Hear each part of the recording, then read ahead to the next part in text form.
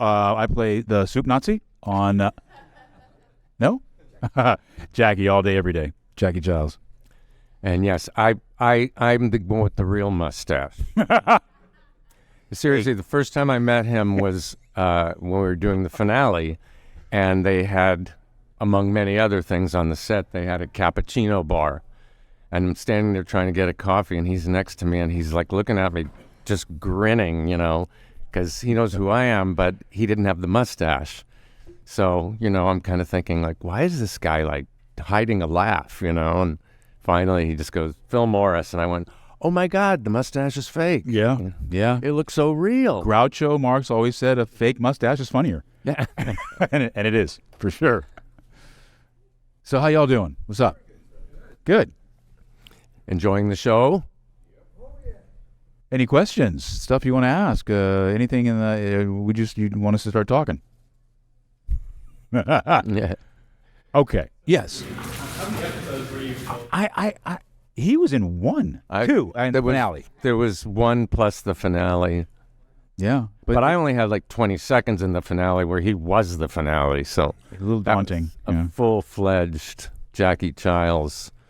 Yeah, it was a real surprise. At the time, I was doing an incredibly creative show called The New Love Boat, and so I would go from the number 100 show, which that was, to the number 1 show, and it was a little creative dance. But I was doing The New Love Boat at the time that the script for the last episode came in, and nobody knew who was going to be in it. Right? I don't know if you knew, but I did not know. And we would go out on the boat for 8 days at a time to shoot exteriors, and then we'd come to a studio and shoot all the interiors. So I'd just come off the ocean for 8 days in the Caribbean shooting exteriors for the number 100 show in the country, The New Love Boat, The Next Wave. And so then I got home, and they said, you're in the finale of Seinfeld. It was a Friday. And they gave me the script that Friday, and I was to shoot that Monday.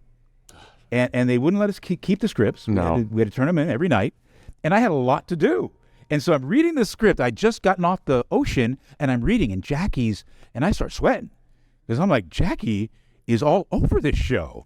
And so we went in on that Monday, and it just was another cog in the historic wheel of Seinfeld. It was fantastic. Yeah. I'm actually, and I never got in trouble for it, but I'm the only one who actually blew part of Larry David's, surprise. And he was obsessed. I mean, when we all got into the set, he sat us all in the bleachers, and he stood there and he goes, it's my dream that nobody knows anything about this show. And what happened was, I always wanted to go back on the show, but they just, for some reason, didn't want to do a second Soup Nazi episode. So I just assumed they didn't like me. And I remember talking to Spike on the phone one time. He called me and he said, like, I'd love to write more for you. Spike Ferristan wrote he wrote my episode. And he goes, you're my breakout character, but they just won't let me write anymore for you. And I went, well, what did I do wrong? And he goes, why does this have to do with you? And I went, I'm an actor. Everything's about me, Must have been something I did. But anyway, so I used to be a bail bondsman and a court investigator, and I was in the Glendale Superior Court sitting there doing my work, and I get a call on my cell phone from my manager, and she goes, I just got a call from Mark Hirschfeld's office. They want to know if you want to be in the Seinfeld finale. And I went like, and everybody's like staring at me. And I went, no, it's okay. And so she goes, I take that as a yes. And I said, yeah, definitely. And so she hung up the phone. And before she could call Mark's office back, Entertainment Weekly called her and said, so is Larry Thomas going to be in the Seinfeld finale? And she said, yes. So it came out in that week's Entertainment Weekly. At least we know one thing about the Seinfeld finale: the Soup Nazi is going to be in it. Oof. And luckily, I guess Larry got no blowback from him. That one, so no, nobody said anything. My wife would drive me to the studio, and I'd be in the back seat on the floor. Yeah, that's how. It was like a Beatles reunion. That's how I like it. It was so massive. There would be helicopters circling the studio, and a scrum of photographers and reporters would be there waiting to see who. And we drove this big BMW, and my wife drove it in, and she covered me with a blanket, and I was in the back seat. It was crazy. Yeah, one really funny thing was they only sent me my lines. So I didn't know, I knew it was in a court, but I thought maybe I was on trial, and I didn't get to see the Yev Kasem part.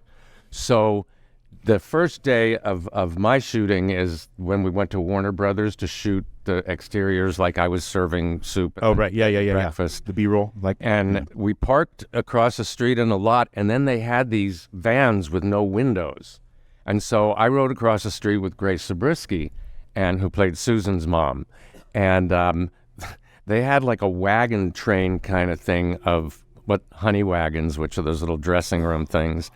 And I walked her to hers, and then I kept walking around looking for Larry Thomas or Soup Nazi. And I finally get back to her thing, and she opens the door and she goes, "What's the matter?"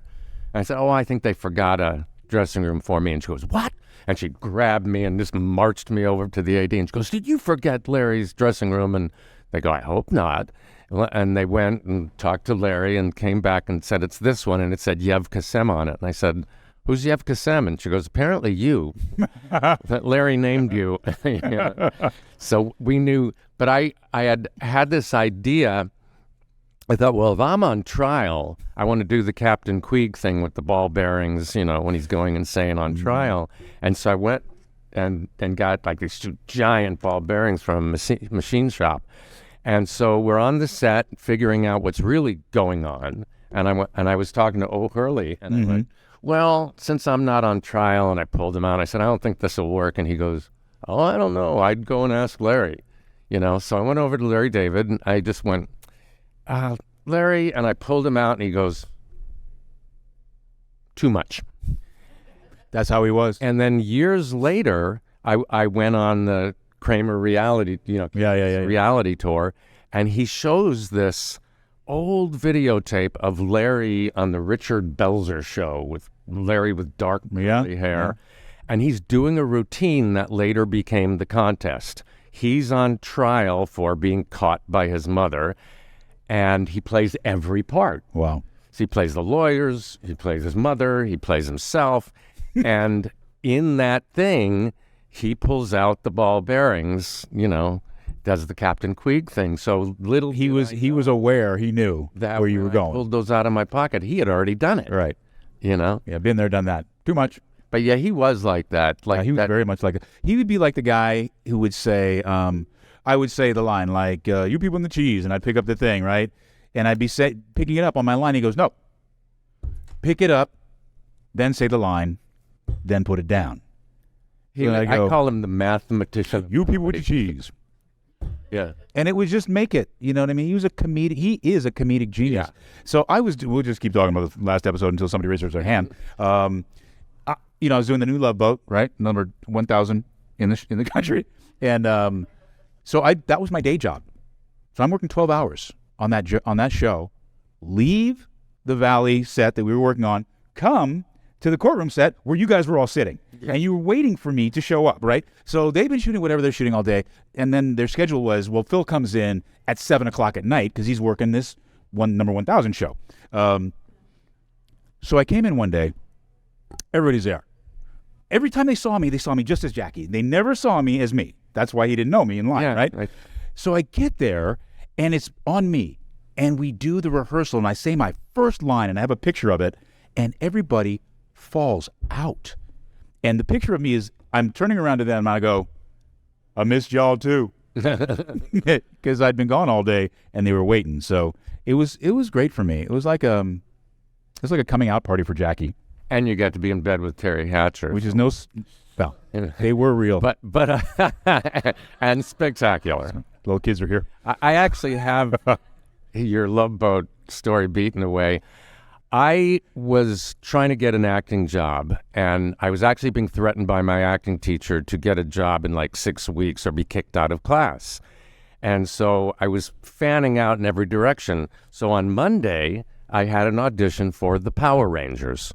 One line. I was a cop with one line of dialogue. And then the next day, I had the Seinfeld audition. So I got the Power Rangers first, and I did it. And then, a few weeks later, because it took time to get, for them to do that show, I do the Soup Nazi. And then the Power Rangers comes out and I watch it and they didn't even use my voice.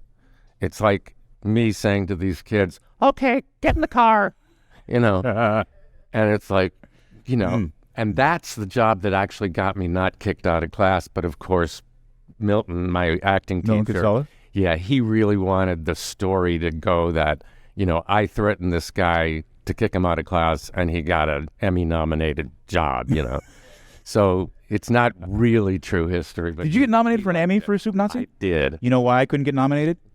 Too many appearances. Yeah. Well, every year it changes with the guest actor category. It changes. So that particular year, what happened was they didn't put me up or anything. I was doing my court job in the archives of downtown L.A., and one of these clerks that I've seen many, many times, she goes, does anybody ever tell you look like that guy, the Soup Nazi?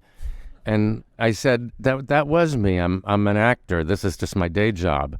And she goes, oh my God, you were so good. You should get nominated for an Emmy. And it was like, ding. So I went up to the payphone and I called the TV Academy and I said, is there an Emmy category for a guy that did a guest spot on a primetime show? And she said, yes, it's called Best Guest Actor in a Comedy or Drama. And I said, how does one get nominated? And she goes, oh, you just submit a form and pay $100. So I actually drove straight over to the TV Academy, filled out the form, and paid $100. Boom. And then the day that it was actually, oddly, it was Jeffrey Tambor who had set up the meeting with me and Mark Hirschfeld that got Mark Hirschfeld was the casting director for Seinfeld. We got to let you know. Yeah. So the inside. So that morning, Jeffrey, and I forget who the female counterpart was, they announced the Emmy nominees, but they don't announce the guest category. So I called the Academy and I just went, hey, it would be cool if you read me the nominees for Best Guest Actor in a Comedy. And so she goes, Tim Conway, Mandy Patinkin, Griffin Dunn, Harris Yulin, and by this time I'm figuring like, well. And she goes, and Larry Thomas. And I went like, and she goes, is this you, Larry? I went, uh-huh. She goes, well, we're pulling for you. Yeah, that's better than the Power Ranger story. Yes. Yeah. Yeah. What was the audition like? Really stressful? Like, I was curious. We were just we just talked about it yesterday. For me, I had gone to the same barbershop as Johnny Cochran since I was 7 years old. And so Jackie Childs obviously was based off of the Johnny Cochran character because we'd been inundated with the OJ trial for a whole year. That's what they wanted. That's what came out in the breakdown. They wanted somebody to approximate a Johnny Cochran character. I knew this guy from when I was a kid. So I had a bit of a leg up, I thought. And I put in a little street corner preacher, a little hustler, a little my father, and stuff like that. And I owned this guy. I owned him. And so when I walked in, there was Michael Dorn from Star Trek. There was Michael Boatman from the Michael J. Fox show. There was Ted Lange, who played on the original Love Boat. He was Isaac the bartender, right? So those are the people they're looking at, and then me. And the only two people who pre-read before we went over was myself and Michael Dorn.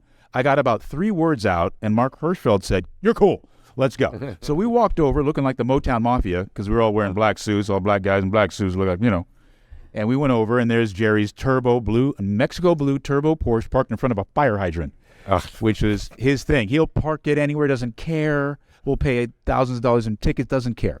So there's this car there. We go upstairs to the office. There's a bunch of people there. David Leisure was there reading for something. Wow. A lot of people were there reading for this on a Saturday. I go in the office. It's a beautiful office. Larry's there, Jerry's there, writer's there, producer's there. Boom. I started. I'm starting Jackie. So you're in the car with your friends, then what happens? Jerry stops me. He goes, "Stop." That's not a good thing for an actor to be told to stop in the middle of an audition. He goes to the thermostat, turns the air conditioning up. He goes, "Man, you're so funny. You're making me sweat." I finish the audition. I go downstairs. I get in my car. I got a call. I got it. Like like in a minute after I finished the audition, and I, it was awesome. Those are great. Yeah. Mine was a kind of a complicated story because at that time I'd been an actor for 18 years, but my resume was really in an iron lung. It was like, bad. And I got the audition only because Jeffrey Tambor had set up a meeting with me because Mark Hirschfeld was casting Larry Sanders and Seinfeld. And I just happened to have had a really good general meeting with Mark because he had never heard an actor walk in and say, I'm a bail bondsman. So I kind of had a meeting out of because a general with a big casting director is kind of a lose-lose, They say, what are you up to? And they've heard 5'9", and there's just nothing you can say that's going to impress this guy because if you did, you wouldn't be in a general, I just got off Broadway and a Tony nomination, But because of the bail bond thing, we never had to talk about my resume. And then as I was leaving, he just said, oh, by the way, it says here that you do dialects. And, I said, yeah, with a mug like this, you just have to, He goes, okay, because I also cast Seinfeld, and we're often looking for, New York street types and ethnic types. And I went, great, favorite show, And so when they decided to cast this character, I think Tony Shalhoub isn't aware of it, so I don't think they ever read him. But Spike later told me that he was the first consideration. Of course. And then they had this marvelous genius who's not with us anymore. His name is Richard Libertini. He was like in the movie All of Me with Lily Tomlin and Steve Martin. He was the Indian guru who was running around going, Edwina, back in ball. And he was the South American military general on the original In-Laws, with that little thing painted on his hand. Pappy, you kiss handsome man. So I went for the pre-read, and I really didn't know what to expect. I got this call from this non-existent warehouse agent who had to keep telling me who he was every time he called me. And, he said, all they said is it's the soup Nazi and they want a Middle Eastern accent. So I went home and had Lawrence of Arabia on VHS, and I put it in, and there was this great scene in the desert where Omar Sharif says, you're drifting, Lawrence. Stop drifting. Be warned. And I went, okay, that's the voice. And then I just started to think, what would a guy named the Soup Nazi be like around those four people? And I thought, well, I hate them because they're troublemakers. And he's obviously very strict, or if they wouldn't call him the Soup Nazi. And so I kind of had almost everything right except for the fact that he was friends with Kramer. That surprised me, which was brilliant on Spike's part. Yes. So Of course. the next morning, I was married at the time to an actress who was also a waitress, and I said, can I have one of your aprons, and so I put on a pair of blue jeans and a white T-shirt and an apron, and she goes, that's perfect.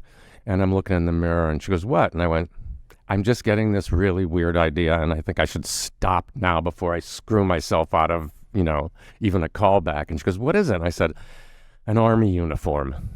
I said, I think this guy's so militant that he, pushes a soup cart around the streets of New York in his army uniform.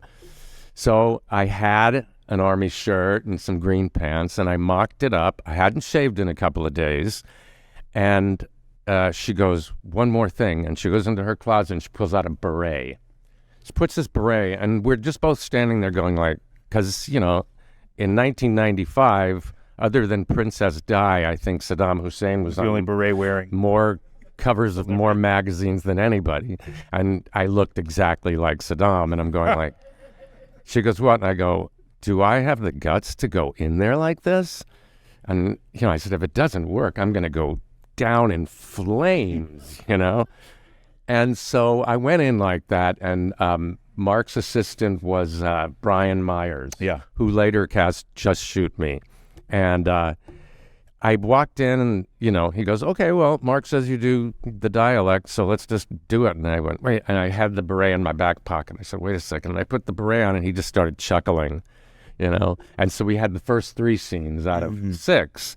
And then about 3 weeks went by because they went on hiatus, and I thought, well, definitely I didn't get a call back, But I got the Power Rangers, so I knew I was still in acting class, Yeah, there you go. And so like 3 weeks later, that same agent calls me and says, Larry, this is Mike, your agent. And I said, Mike, could you stop ending every sentence in a question mark? You're hurting my feelings. Are you or aren't you? You know, and he goes, didn't you read for Seinfeld? And he goes, they want to see you again.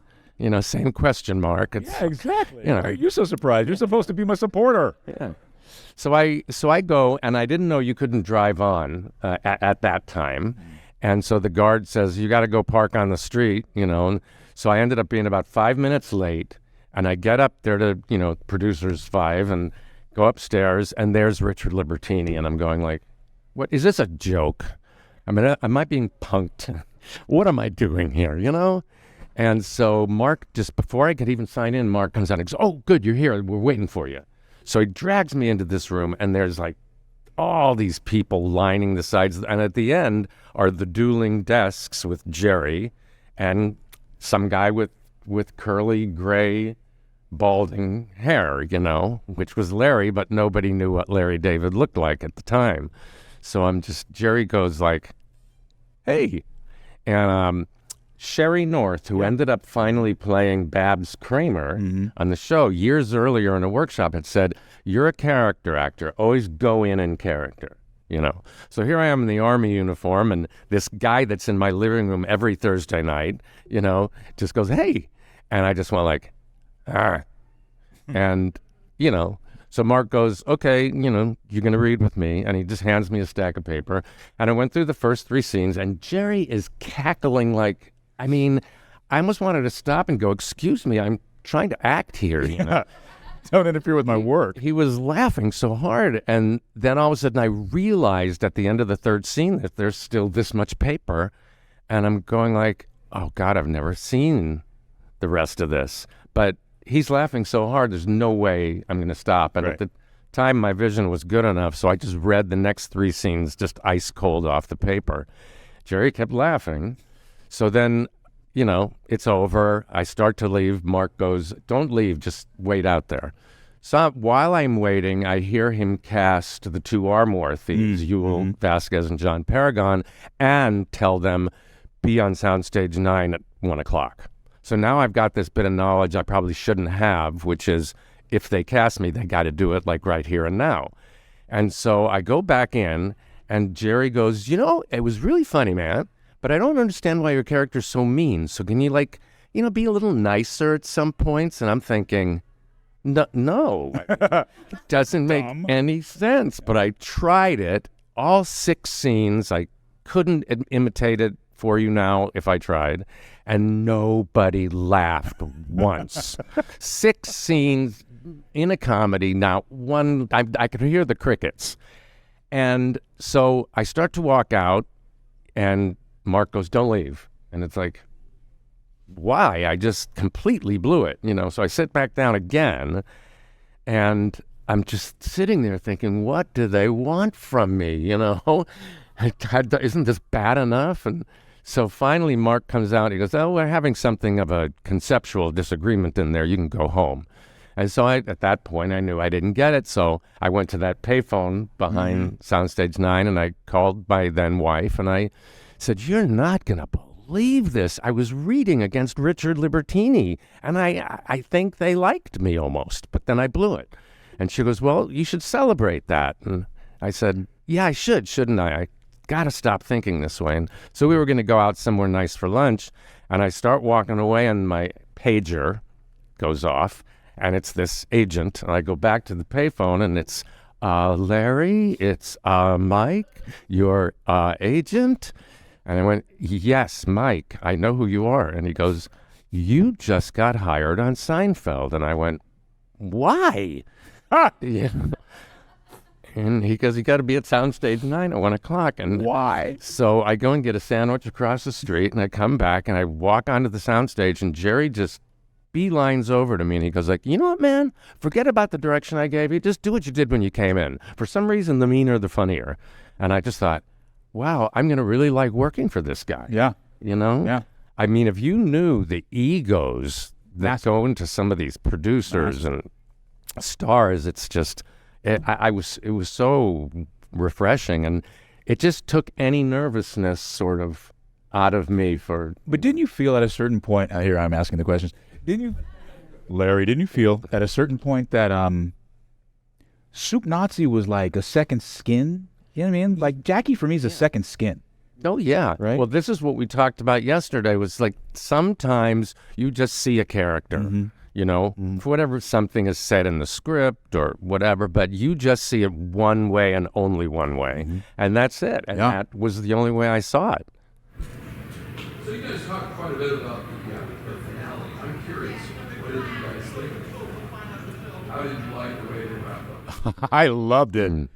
They deserve to go to jail. Yeah, They were reprobates. Those. I loved it. Well, and actually, characteristically from our characters, we should think feel it's that way. perfect. Yeah. But half the fandom seems to not like it, and half loved it.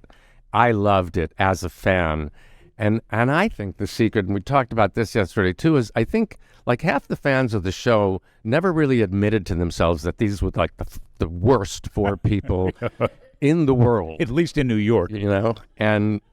You know, the other half recognized that but liked him anyway, and those are the people that liked it. Yes. And then the ones that didn't like it are going like, well, why are they sending my favorite people to jail? Yeah. you know? What's up with this? Yeah. You know, which was perfect, I thought. You know, but Have we yeah, run out of time? I loved it.